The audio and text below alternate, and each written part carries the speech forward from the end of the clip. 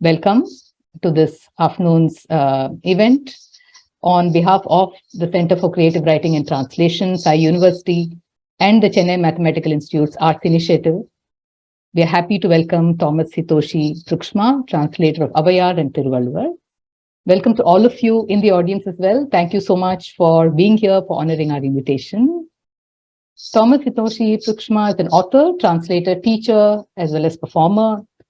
His translation of the classical Tamil masterpiece on ethics, power, and love, the Kural, Tiruvalluvar's Tirukural, was recently published by Beacon Press. He has many other books, which include For the Safety of Edges, a book of poems, a translation of Avvaiyar titled Give, Eat, and Live, and Body and the Earth, done in collaboration with the artist C.F. John. Thomas speaks and performs widely. He teaches for the Cozy Grammar series of online video courses, and he has received numerous grants and fellowships. He's currently visiting us at Sai University, and needless to say, we are delighted and honored.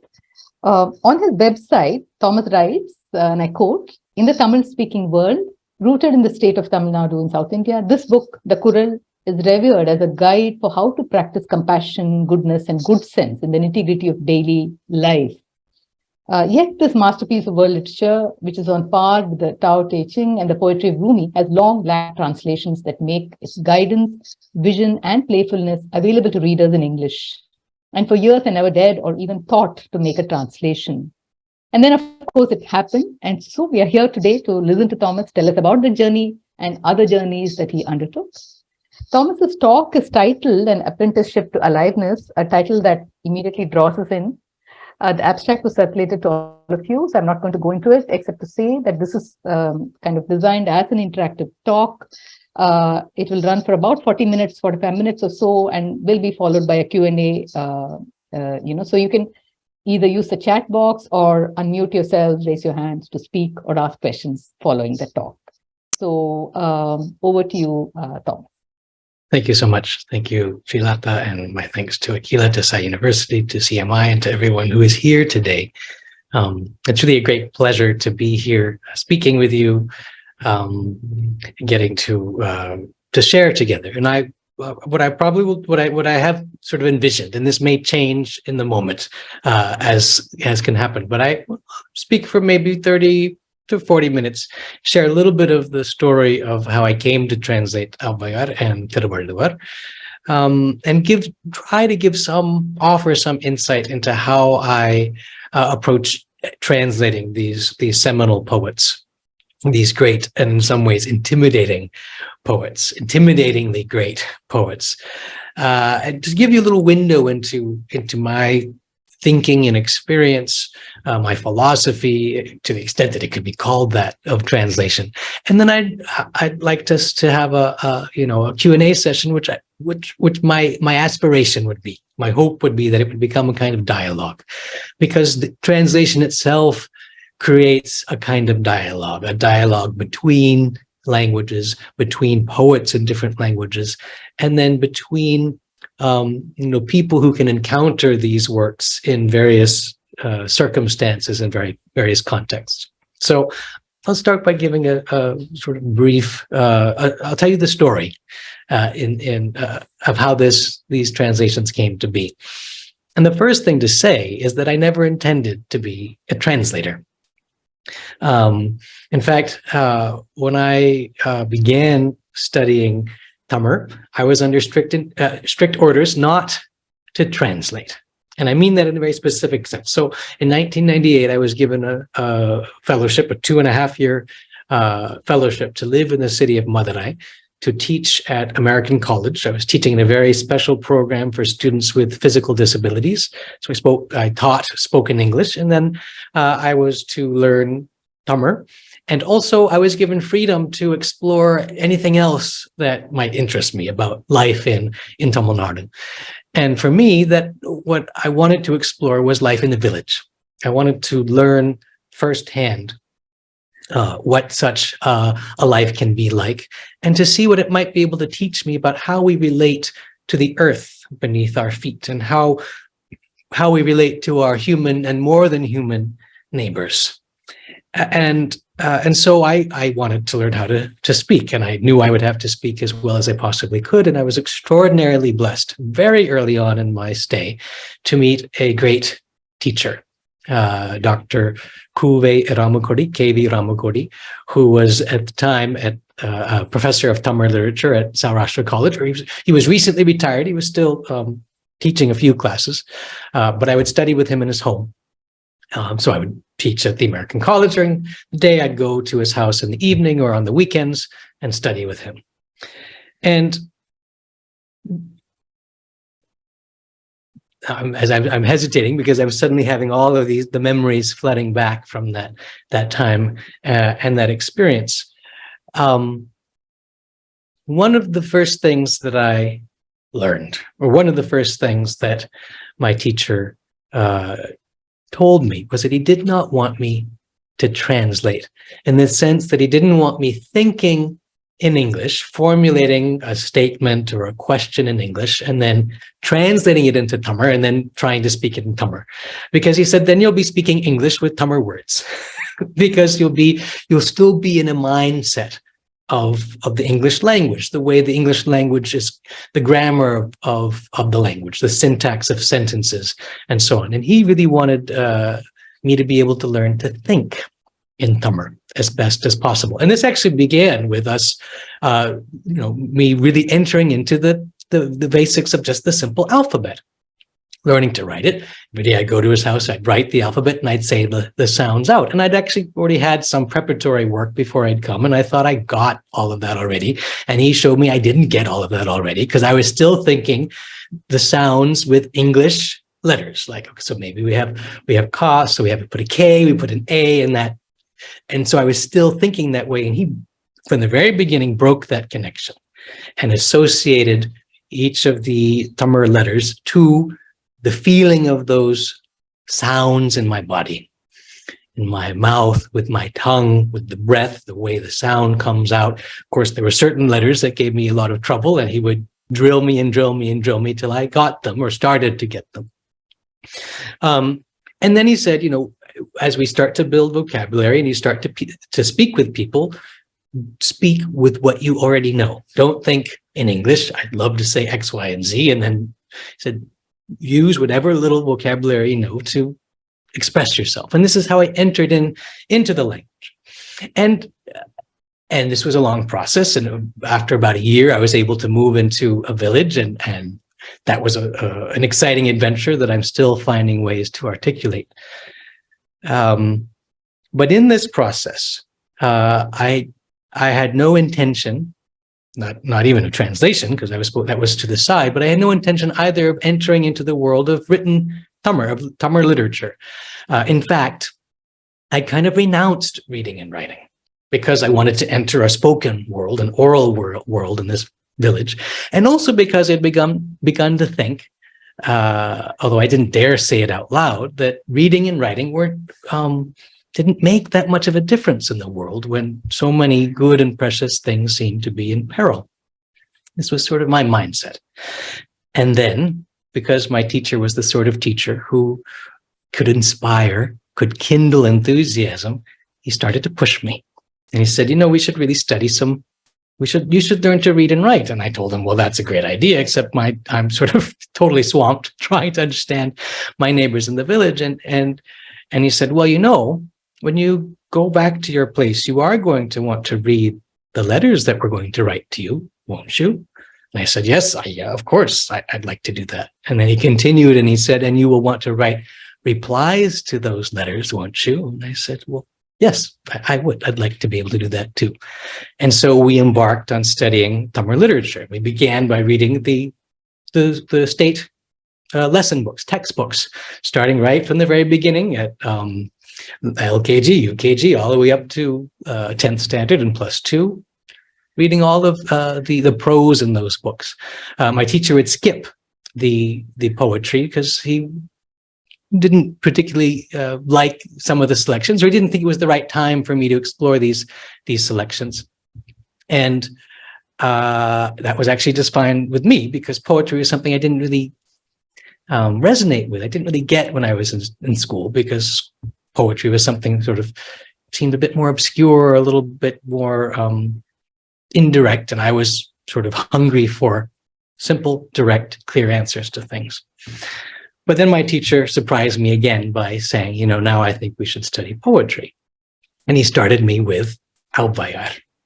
And he started me with the poems from Mudarai, which I've translated or go on to translate years later as the word that endures.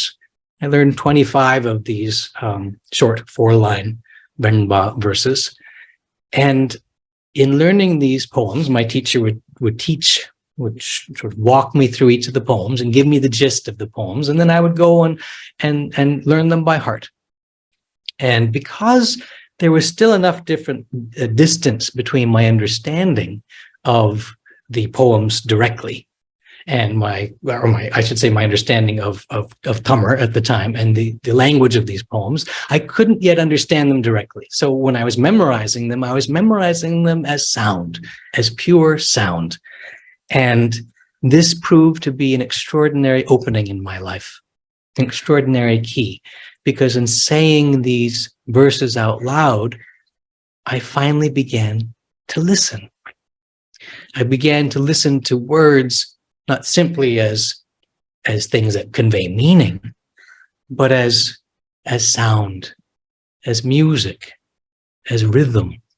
And I found that these poems sound good. I can still remember lines that lit up for me. One goes like this: "Pullukumange posiyumam." Even before I understood what the poem meant, I could feel the sort of rhythm of it. "Pullukumange posiyumam. Bum bum bum bum ba-da-da-dum."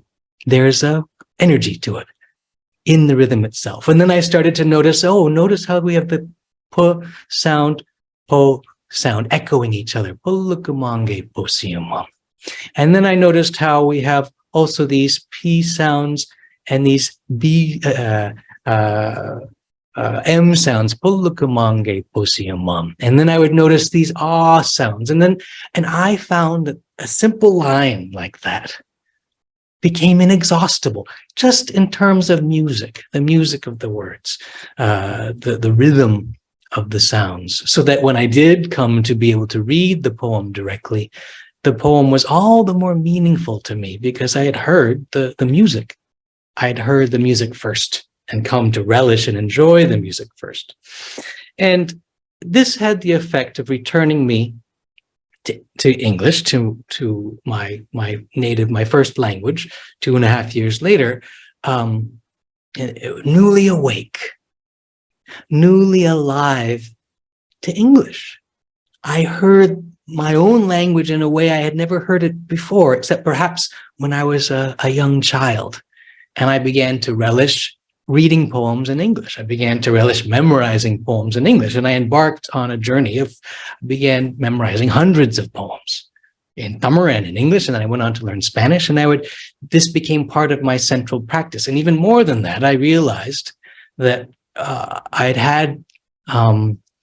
recognized that I had this long interest in words and in language, went right back to childhood, and I had gotten sort of I want to say derailed or sidetracked. Those aren't quite the right words, but I had sort of squelched my interest in language and words and writing, worrying about the state of the world, worrying about philosophical kinds of questions. And Tamil returned me to that love. The love of language, the love of words, the love of speech, well spoken. And I began what would prove to be a very long apprenticeship to language, to poetry, and to writing. And as in this process, I found myself wanting to deepen my understanding of Tamil. And I received in 2003 and 2004 a Fulbright grant from the U.S. government. And I came back and I stayed with my Tamil teacher during the week, living in his house, and we would study every day. And then on the weekends, I'd return to the village where I had gone, where I had lived the second sort of year and a half of my initial stay. Because this sort of these two poles, this world of literature and this world of spoken Tamil, because I was interested in how language and land connect, how people and place connect in both poetry and in speech. And so that was a year of great deepening. I read great works from the Sangam period, such as Purananuru, Kuruntogai, Tolkappiyam, and Tirukural. It was the work from the that we spent the last 3 or 4 months on. And what's interesting to me, because the Kural is on my mind, having the translation having come out this year, is that even before I knew that I was going to be able to read it, even before I had any idea I might even dare to translate it, I had known of the work. And I'd seen how this work in particular lives in everyday life. There was a time when I was first teaching at American College, one of my students insisted I come to his house for dinner and overwhelmed me with a glorious feast. And I met his friends and neighbors who all came to see this American who could speak 2 or 3 words of Tamil at the time. And before I left his house, his father gave me a gift of 2 books of poetry. One was a contemporary 20th century Tamil poet, and the other was a gift edition of the Tirukural. And he told me in excellent English, he said, "This book contains everything you need to know. So you learn Tamil well, so you can read this book well." And at the time, I remember thinking, well, this wasn't a very, it was a very simple family. And I was overwhelmed by the gift. And I felt a kind of wistfulness too, because I thought, I don't know if I could hardly speak this language at the time. I don't know if I'll ever be able to read some great work like this, and kept it on the shelf. But then I would notice, I've noticed the verses in the bus, as going to and from my teacher's house, or between the city and the village where I came to live. And certain verses would seep into even my lessons of spoken Tamil. For instance, the way I learned, the way my teacher brought me into the language is that we went through the entire dictionary together. He would open the dictionary, he'd go through, and he'd pull out all of the words that he thought were most essential to most sort of foundational vocabulary. And this process had the effect of giving me a very expansive view of the world through the lens of Tamil. We got to the word vadu, scar. And to illustrate that word, he quoted a Kural. Teenal sutta punnullarum, arade navenal sutta vadu. And he pointed out, and I've translated that verse in the Kural translation. I'll share the translation.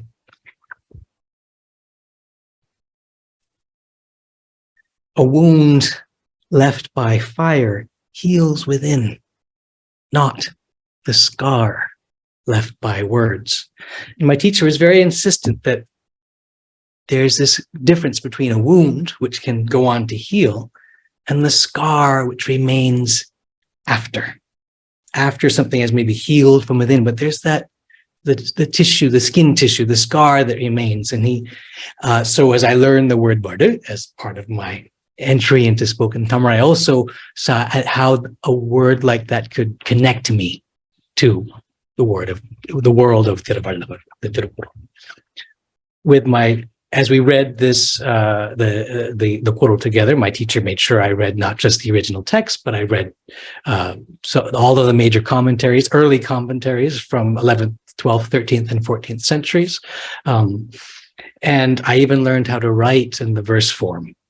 I learned how to write in Kural Danba. I asked my teacher to teach me so I could learn how things work from the inside. I wrote maybe 2 or 3 dozen very bad Kurals. My teacher would look at and try to help me make them better and better. And of course, none of them were very great poetry, but they taught me something about the form from the inside. So all of this is part of the background to how I came to translation. Because even then, even after this year of studying the Kural, I had no intention to translate. And then something else happened, which is that having lived with Avvaiyar, having lived with the Kural, having memorized some 600 or 700 verses as part of the process of studying the Kural, I found I wanted to talk about these poems. I found I wanted to talk about them with people in English. And I realized that to do that, I had to translate them. Because if I just gave the gist of the poem, if I just gave the meaning of the poem, I felt like I was giving just the barest hint of what I experienced reading, listening, reciting the poem in Tamil. I would lose, if I gave a summary of the idea of the poem, I would lose that very thing that had drawn me to it in the first place, the rhythm, the music of the words, the play of the consonants, the play of the vowels. And so I found myself embarking on a new part of my apprenticeship. In addition to, I had by this time been spent a number of years writing every day and memorizing many, many poems. But then I found, okay, maybe I can become enough of a poet to be able to translate some of these poems as poems. And I began with Avvaiyar, because I had begun, she had sort of shown me the way. She had introduced me, if you will. She had become a teacher of mine to what does it mean to read a poem? What does it mean to write a poem? And so I began working on poems from Mudarai. And I found quickly that I didn't go in with any theory. I didn't go in with any idea exactly how I want to translate these poems. I just looked at the poems. I read them until I thought, what seems most essential to try to carry over into English? And what I found was I wanted to carry something of that short 4-line form with its sort of musical structure. So I said, I want to have this form, which is basically, these 3 full lines and a shorter 4th line. And I wanted to do something that captured the way that certain consonant sounds rhyme with each other and certain vowel sounds rhyme with each other in the middle of words. And this was my way to try to emulate in English the Yedigai Monai pattern of a verse of Venba.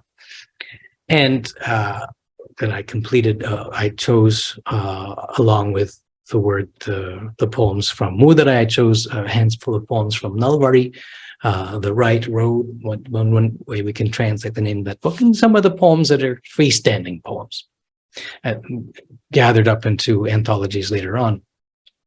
And that book came out. I can hold it up because here we are on Zoom. This is the cover is an image by my friend, the artist C.F. John, with whom I have also written a book that's published, and I've also written two more books which are on their way to being published. Now, this book came out in 2009. All of this time, the Koro was still part of my life. I still would recite my favorite verses. But that didn't enter my mind as something to translate. Even though ever since I studied it with my teacher in 2003, 2004 at the Fulbright year, when I spoke with him on the phone, or when I would go back to Madurai and see him in person, he would say things like, Tom, somebody really ought to do a proper literary, poetic translation of Tiruvalluvar.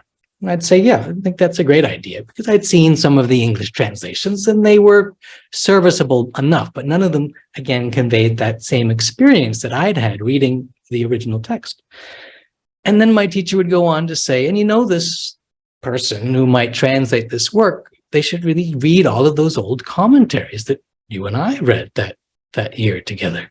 And I'd say, yeah, that would be really the proper way to do it, because then they could bring that understanding to the translation. Maybe there's a good, there's a PhD candidate somewhere who would take on such a project.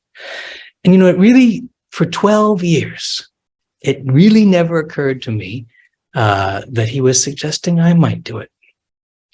Because in every other area of life, having lived in his house and having known him for all these years, he never hesitated to tell me what I should and shouldn't do. He was very forthright about that, whether I liked it or not.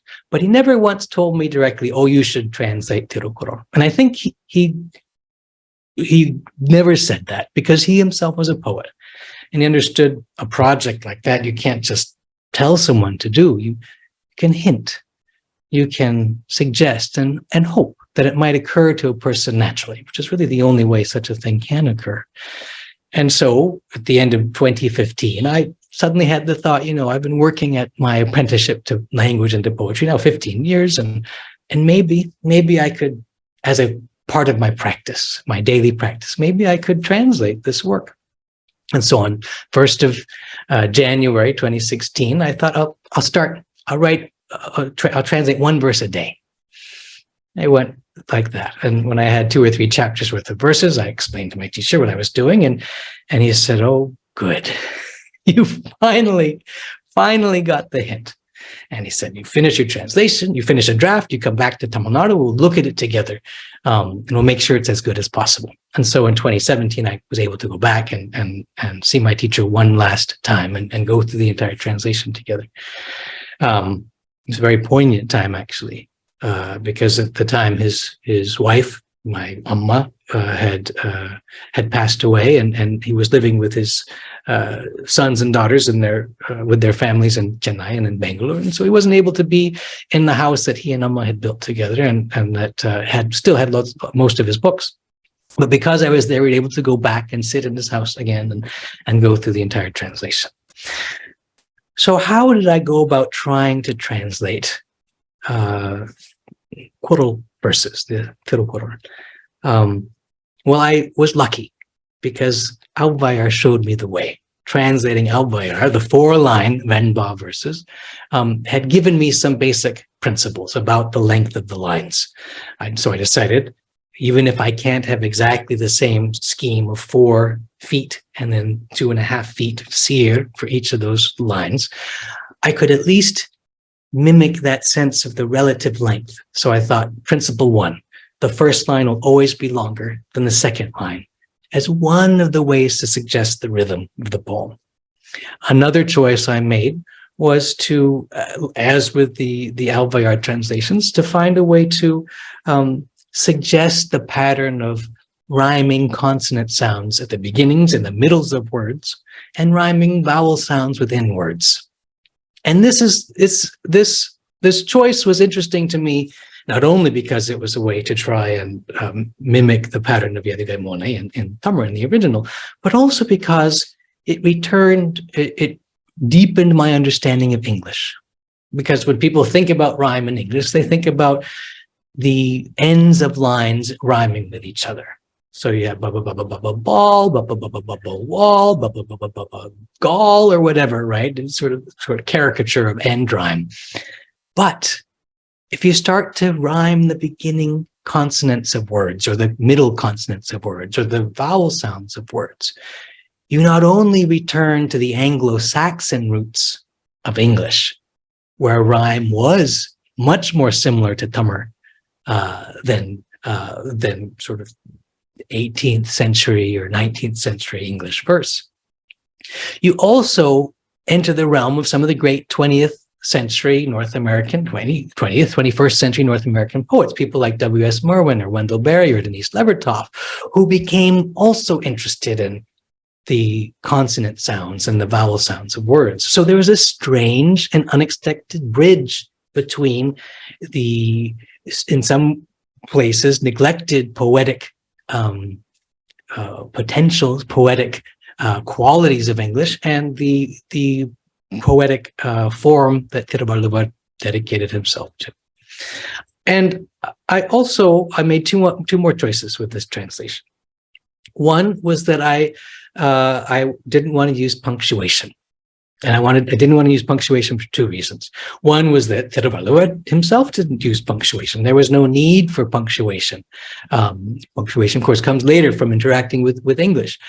And this choice was interesting to me because one of my important teachers and friends and mentors, W.S. Merwin, found himself jettisoning punctuation somewhere between, I think it's his 3rd and 4th books of poetry. What he found, and this matched my own experience, was that punctuation will pin a poem to the page.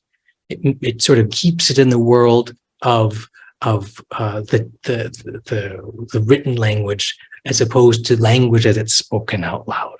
And so he unpinned his poetry from the page by getting rid of punctuation, which involves the reader in a new way. The reader has to begin to breathe with the poem, saying the poem out loud to see where do the pauses want to go? How do the words coalesce into different forms of meaning? So that's what I wanted to do with the translation of the Koral as well, to bring that sensibility, that aliveness that comes from having to co-create, co-experience the experience of the poem.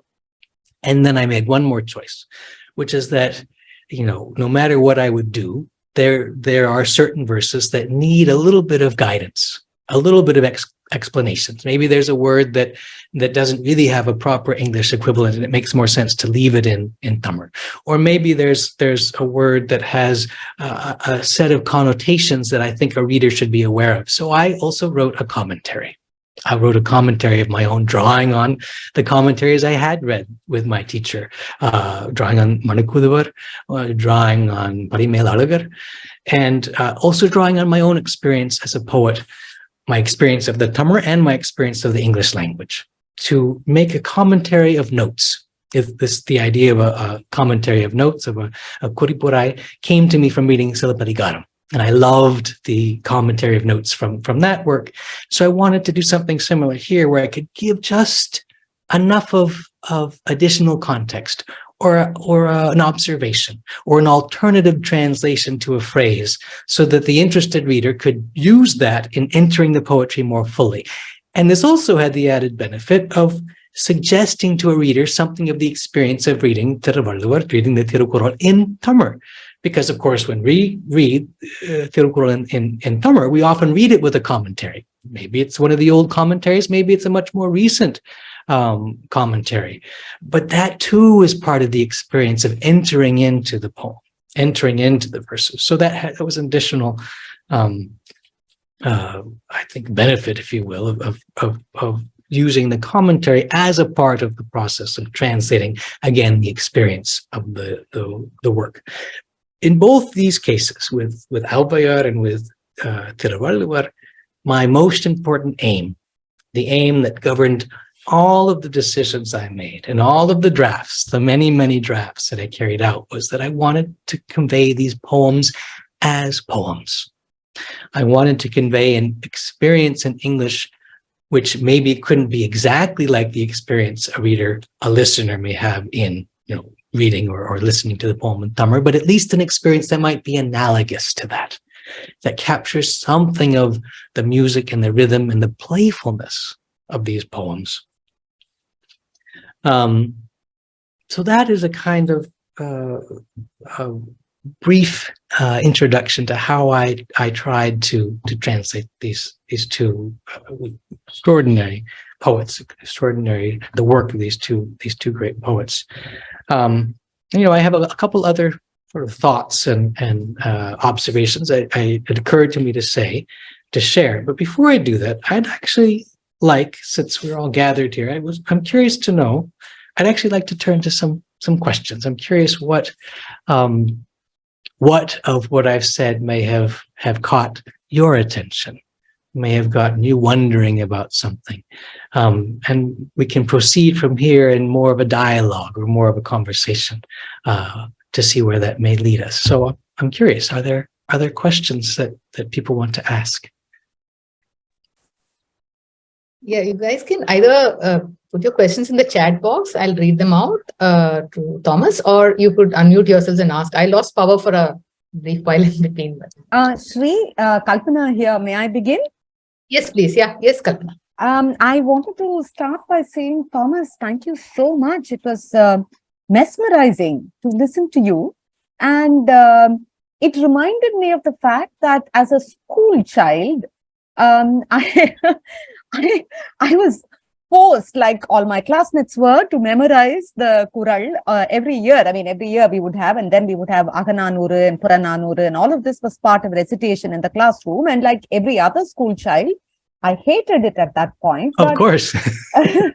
But even as a teenager, and as I got slightly older, maybe in class 9, class 10, I realized that I was falling in love with how beautiful it was. and how much pride I was taking in how well I was doing it. In fact, I was doing it so well that I was again forced this time by my Tamil teacher to learn the Divya Prabandham as well, if you know that devotional verse. Yes. And to recite it in certain literary events that were being organized at that point of time. So while I did not choose any of these activities, and Tamil is my first language, I did fall in love with the music of the language. But I had forgotten this, because what I do now in life for my bread and butter, as Srilata will tell you, is very, very prosaic and has to do with thinking about and, worrying about the problems of the world, as you put it so well. And listening to you reminded me that I once loved these recitations, and I would love to go back to them again just for the sheer pleasure of, and just for the memory of that, And thank you. I mean, just listening to you brought it all back, and I must say I enjoyed listening to you very much. Thank you, Thomas. Thank you. Thank you very much. I love what you said about the enjoyment, because for me, the way into poetry was pleasure, sensual, sonic pleasure. The reading them, and I was lucky. Of course, my teacher suggested that I translate them. He didn't compel me, and I wasn't, it wasn't a degree or a grade hanging over my head, thank goodness. But then, as I listened, I became, delighted by some of these poems, and the same thing that happened to me reading, so I was first with Avvaiyar, but then with Tiruvalluvar, because I had this image in my head from previous English translations and from even just the covers of the books, that I thought, well, this is kind of a serious book, right? It's about good and right and wrong and the proper way to do things, and I was a little intimidated by that image of a kind of strict, almost like a taskmaster sort of thing. But what I discovered reading, experiencing the Tamil, is that this is a poet who loves to play, who loves to play upon the meanings of words. I mean, one of the verses I learned very early on, even before studying the work formally, was Nandri Marapadu Nandrandri Nandaladu Andre Marapadu Nandra. And I thought, this is fun. I mean, and he's talking about serious stuff, remembering good things. Somebody does something terrible to you, you forget it that day itself. Very serious stuff. And yet he has so much fun reminding us of that. And that fun is essential. That delight is essential. And it's what transforms it from being a book of rules to being a book of poems, and being itself a poem of poems, which then start to speak with each other and to resonate with each other. So I really, I honor you for bringing enjoyment, that sense of enjoyment into the conversation. Can I ask you something? Yeah.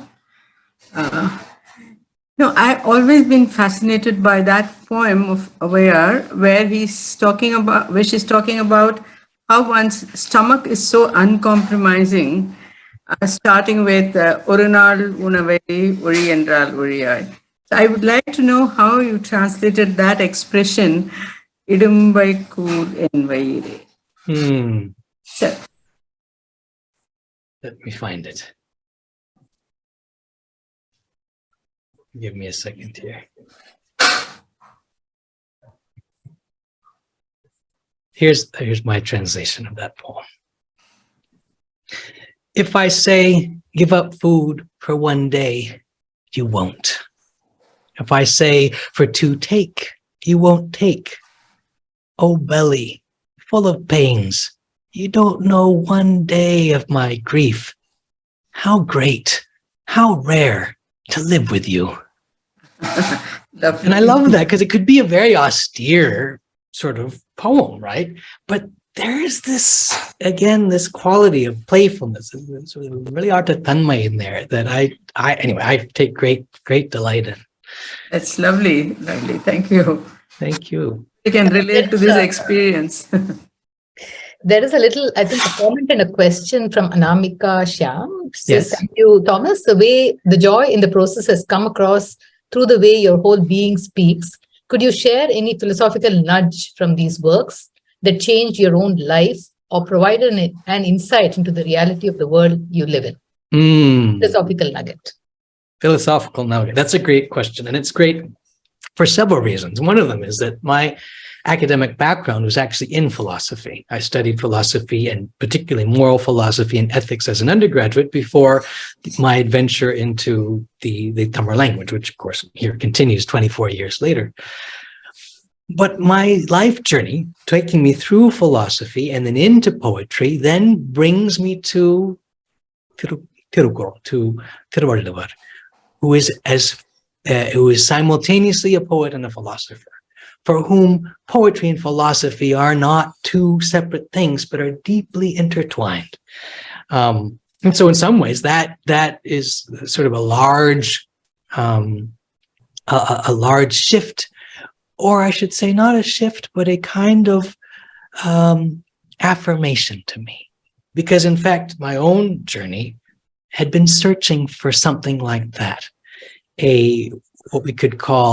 what I would call, following the Canadian philosopher Jan Zwicky, a lyric philosophy, a philosophy which is philosophy and poetic all at the same time, and which is strangely less common in sort of the Western world than I think it ought to be, because we have this 2,000 plus year fight between poetry and philosophy that Plato began, and so we have a very strange relationship between poetry and philosophy in the West, to the point that you get philosophers whose work is almost entirely unreadable, and poets who become so constricted in their exploration of the world that they don't.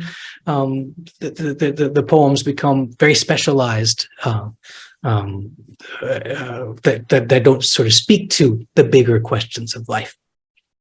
But if I were to think of some, I mean, there's so many, right? There's so many sort of philosophical bits. But let me, here's one that occurs to me, because it is one that connects to. See if I can find it here. I want to connect this particular insight to the poem that embodies it for me.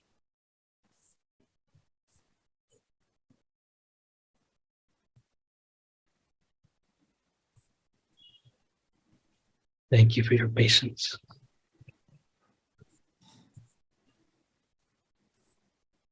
And in fact, it's the poem that connects to Avvaiyar as well. And it has to do with the relationship between ethics or goodness and the continuing existence of the world.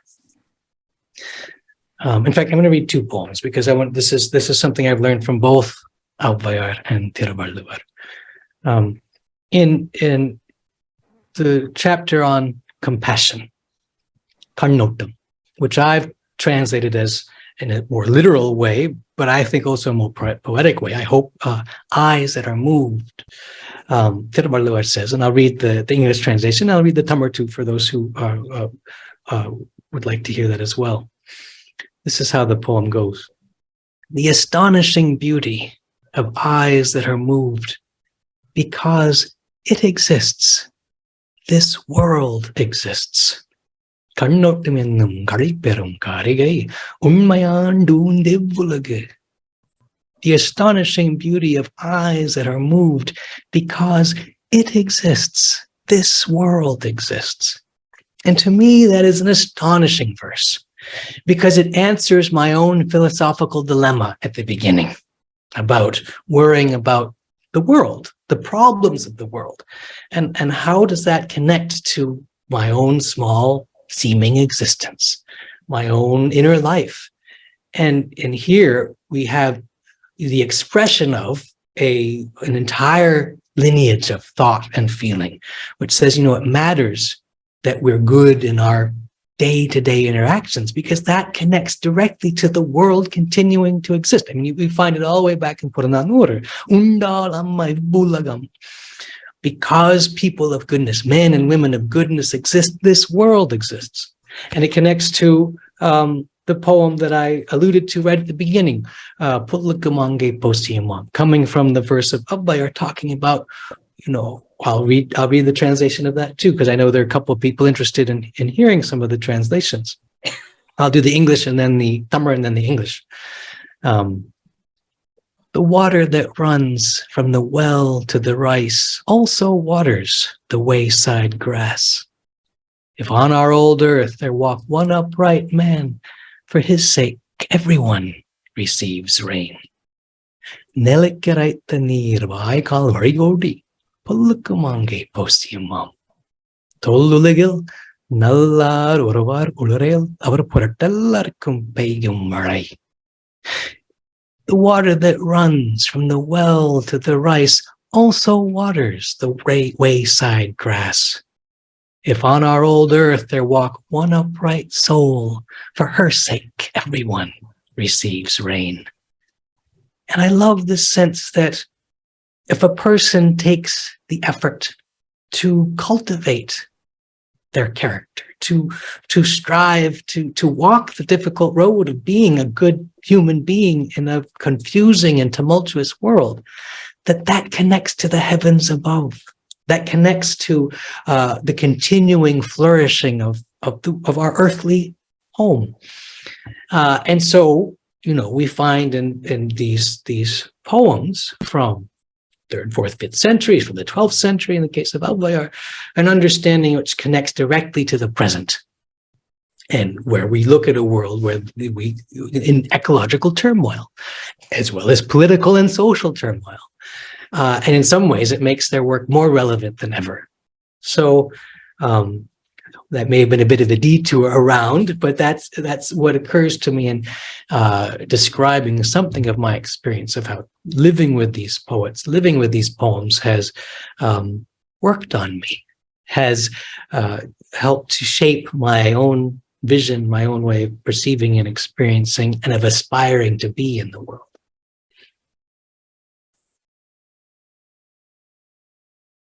Are there other questions or comments or wonderings? Hi, Thomas. I'm Maya here. I'm also a poet. I don't have a question, but I just wanted to share a few thoughts. So the first one is what you were saying at the beginning of your talk about how you found the translations prosaic. I had the same experience, and I'm so thank you for the translation that you've made, because you brought poetry back into the translated version of the Tirukural, and thank you for that. The other thing that really struck me is when you talked about how you translated and you released the poem away from the punctuations and got the reader to read it in the way that the reader felt. So it became an interactive reading process, and I think that was very brilliant. So as somebody who practices poetry and stares at the page, agonizing over the full stops and the commas and the hyphens and the colons, I think next time I write the poems, I'm going to just liberate it and not worry about the punctuations. That's an insight for me in my own craft. So thank you for that as well. Lovely. It's been a pleasure listening to you. Well, thank you. Thank you. And I could be devious and I could say that, there are probably poets for whom punctuation is an extraordinary form of music, right? that the punctuation becomes for a Merwin, the path is to let it all go. For another poet, it might be to bring it all in and to use punctuation in ways nobody has ever seen or heard before. So but I love the adventurous spirit. To dare to say, well, maybe I'll just leave them out and see what happens, because something might happen that will be surprising and delightful. Yeah, it's worth a try. Yes, you sure. don't know what you're going to find, right? So that's the whole creative process. Yes. So I just wanted to share these thoughts. Well, thank you. Thank you.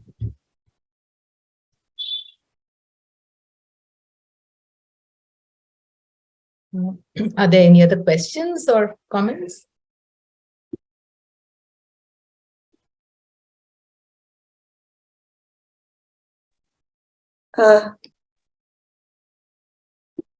Yes. I saw a hand up. I have a question. Okay. Go ahead. Hello. Hi, Thomas. Thank you for the wonderful exposition about how this entire process has gone through for you. I'm someone who's from mathematics, who has very, let's say, fleeting knowledge of philosophy and literature. It's only in my pastime when I delve into these things. So if you would explain to me via an example, if say you've been doing this for quite a few years now, like 2015 or 2016, you started the entire translation process. So over this entire course of time, has there been any shift of interpretation of some verse you've selected? Say you read it in some manner and you perceived it in some manner initially, and say 5 years down the line, you see that there's a drastic shift in how you perceive it now and how you would want the readers of your text to perceive. Could you just explain this with an example, if possible? Because I have absolutely zero idea about the text. I'm just trying to get into literature again. Well, lovely. Your question and your comments bring up a whole bunch of things for me. One of the things is I love that, you coming from mathematics and you're interested in, also in poetry and literature. I think there is an interesting similarity or common concern between not just poetry and mathematics, but I would say also music, which is as I perceive it, and you may have a different perception, but the interest in form, the interest in how, the elegance of a great equation, for instance, is similar to or analogous to the elegance in the structure of a poem, and is similar to and analogous to, I would say, the structure, the harmonic structure of a great song or piece of music. And yes, there are key verses that I have pondered over, and my understanding of which has deepened in the time that I've lived with them. In fact, there's so many. It's a little bit difficult for me to choose one, but there's two that I want to share for two different reasons. One has to do with something that I was really excited about that wasn't just a particular verse, but in fact had to do with a whole series of verses. And it has to do with the word that I've translated at certain places as oricum, or the word oricum, which I've translated in a number of places as conduct. And it's a word that means sort of good conduct, good upright behavior, among other things. But this word is rooted in the root orica has to do with also the flowing of water. There's a kind of watery element to the world, to the word and to the world, that I started to notice flowing through the book. So, for example, the 20th verse, the 10th verse in the chapter on the glory of rain says, no being can, in my translation goes, no being can be without water. Nothing can flow for anyone without rain. And so here I wanted to use the word flow to convey how the idea of things flowing, the idea of conduct that flows in harmony with the world, is also connected to rain, to this essential element of our existence.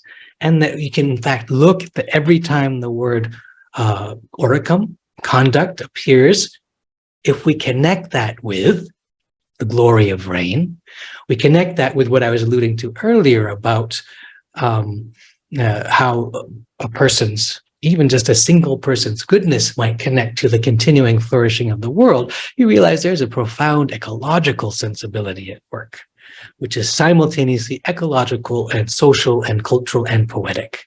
And that's the kind of lyric intelligence that I honor in Avvaiyar and I honor in Tiruvalluvar. And for some reason, this may be a kind of tangent, but your question made me think of one other verse. And it's one of the first verses that my teacher taught me. And this is well before I was studying the work formally. It sort of came up, because I think it exemplifies something that is unique about poetic expression and about what happens when we listen to a poem and we listen to the silence in a poem. And I'll read the English translation and then the original, and then I will make a comment. And it's from the third part of the book, or the third book on love. And this is from the chapter on knowing signs. The young lovers are noticing each other, but not wanting to be noticed, noticing each other. And so it's in the voice of the young man who's in love with a young woman. And he says, when I look, she looks at the ground. When I don't, she looks, smiling softly. Yanokum kale nilanukum. And my teacher read this verse, guiding me through some of the older language. And he says, do you see something funny? You hear something funny in this verse? And for a moment, I didn't quite get it. And he said, look at it. When I look, she looks at the ground. So far, so good. I'm looking at her. She's looking away because she doesn't want me to know she's noticing me. When I'm not looking, when I don't, she looks, smiling softly. And he said, if you're not looking at her, if you're the young man, if you're not looking at her, how do you know she looks at you? And so the most exciting and interesting and alive part of the poem is in the silence that you get when you live with the poem. You're like, oh yes, he is looking, but as if he's not looking. And that there is this play that we have with each other, looking and not looking, and seeming to look and not look. And that he gave to me as an example of a particular kind of poetic delight, which has just grown in me ever since. That was a little seed, if you will. And 24 years later, that seed is still growing in me in the sense of how can a poem, the words of the poem, evoke the world beyond the poem. So I hope that gives something of an answer to your delightful question. Thomas, I think Yes, there's a thank you. question from Vasanta Surya. Yeah. Yes.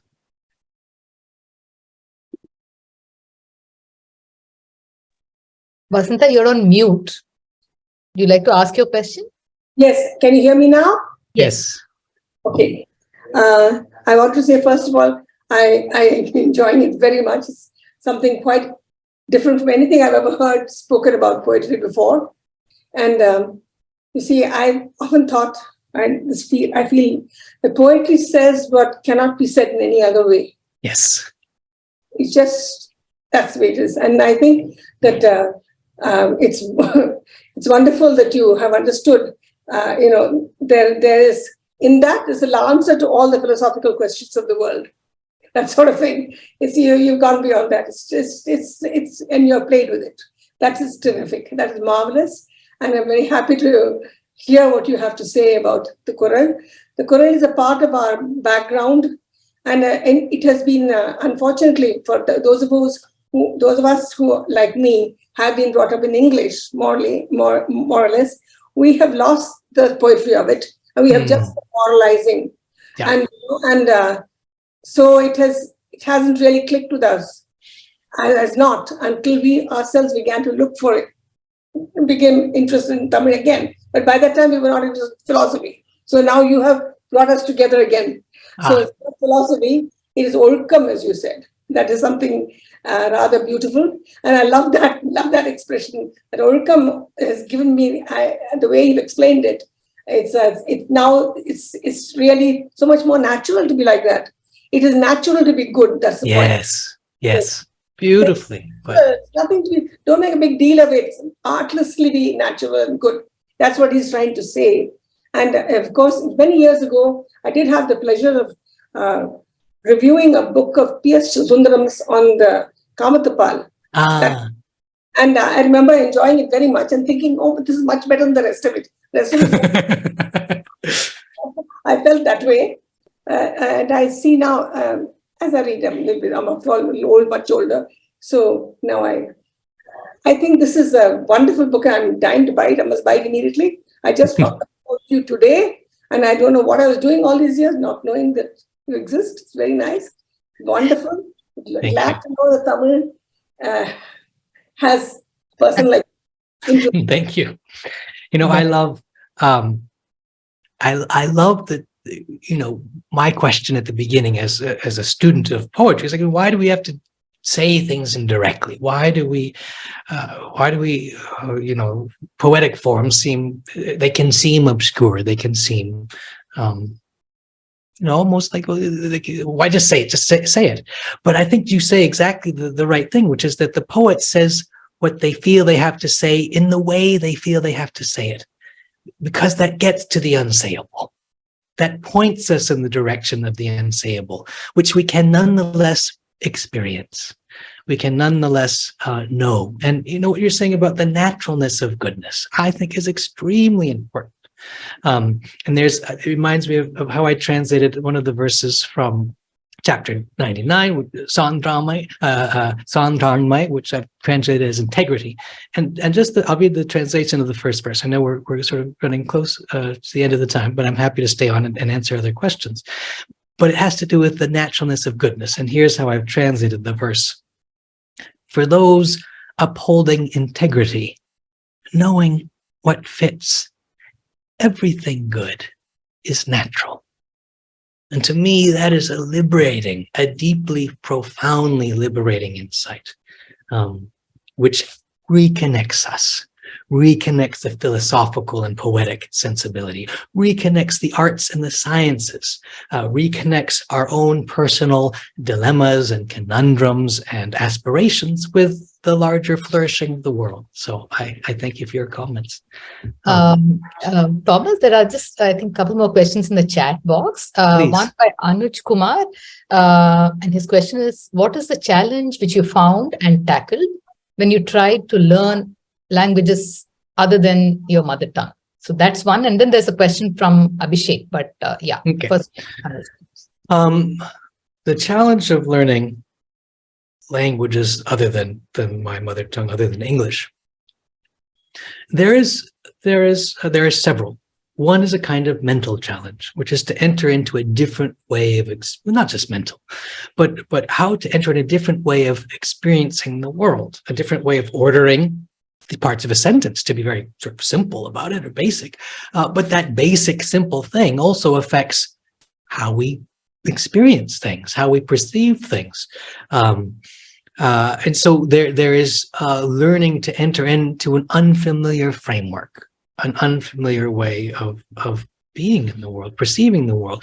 And with that, there is, because I've been so interested in the embodiment of words in poetry and speaking, and there's also the physical aspect of it, learning to train the tongue and the lips and the teeth to make sounds that I may not have grown up making.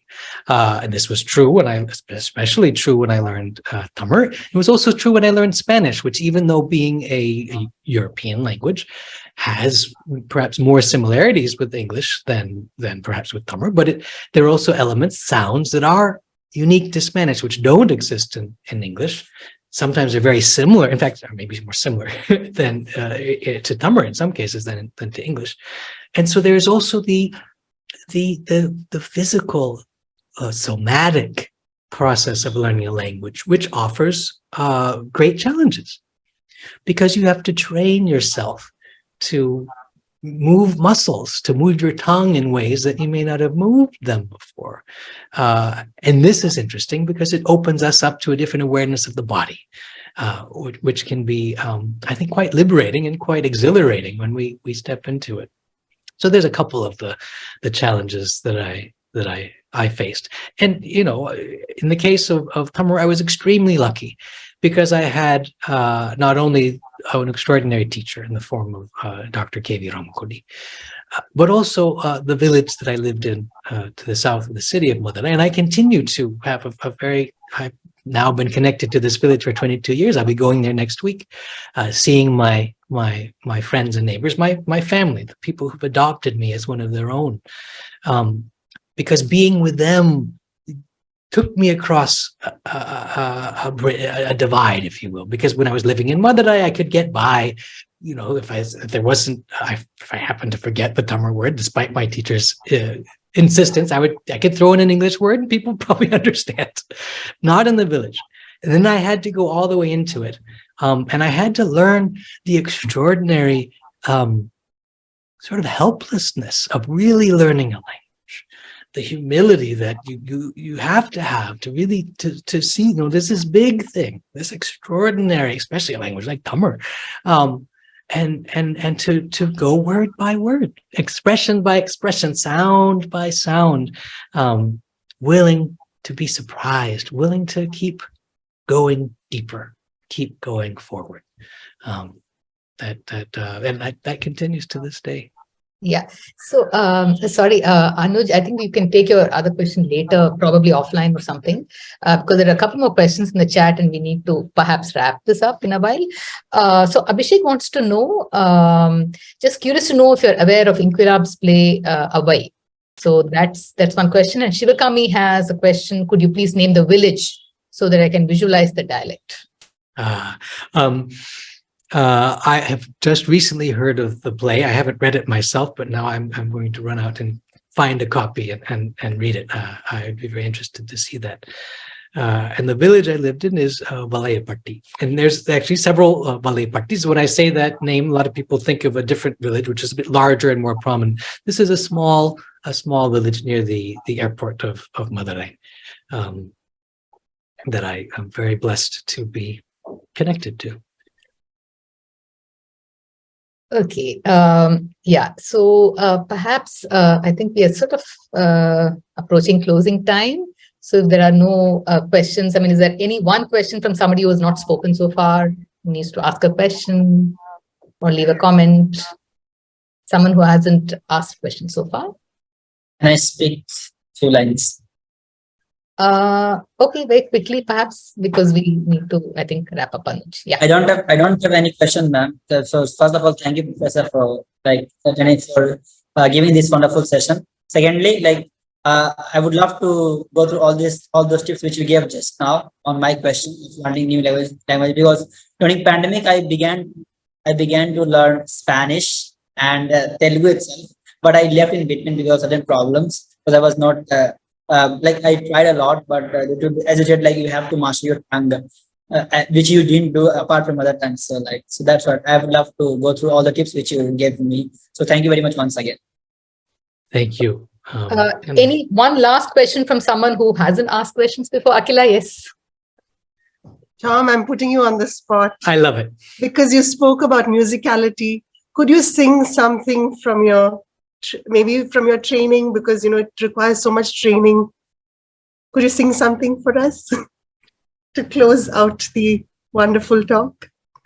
Sure, I can. Actually, I'm having too many ideas coming to me at the same time, so I have to negotiate with them. Negotiate with the things occurring to me. This may seem totally unrelated, but let me see if I can make the connection. This is just a kind of a closing line, a sung line, and it has to do with how people connect.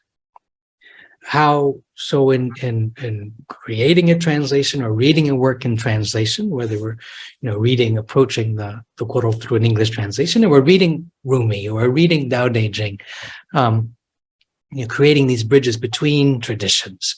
We're simultaneously creating bridges between traditions and bridges between different parts of our own selves. And there's a poem by the great Palestinian poet Mahmoud Darwish, which was set to music by a Jewish cantor. And it has to do with song, and it has to do with the inner riches of our lives. So I'll sing it as I experience it, which is as a kind of blessing. The song is called A Million Nightingales. And I'll sing it through twice so you can hear it that way. So it's a simple little, it's really a little round, but it can be heard just as a solo voice. I have a million nightingales on the branches of my heart. I have a million nightingales on the branches of my heart, singing freedom, freedom, freedom, singing freedom, freedom, freedom. I have a million nightingales on the branches of my heart. I have a million nightingales on the branches of my heart, singing freedom, freedom, freedom,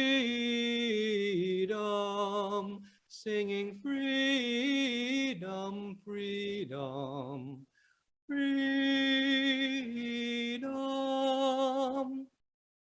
May all of the nightingales on the branches of each of your hearts and all of our hearts together sing and sing and sing. I thought that was lovely. Thank you. Thank you. Yeah, thank you. Thank you so much. All good things. Gives me a come to different idea of the meaning of, mukti or moksham or whatever they call it. Yes. Something different. Thank you. Thank you. Yeah.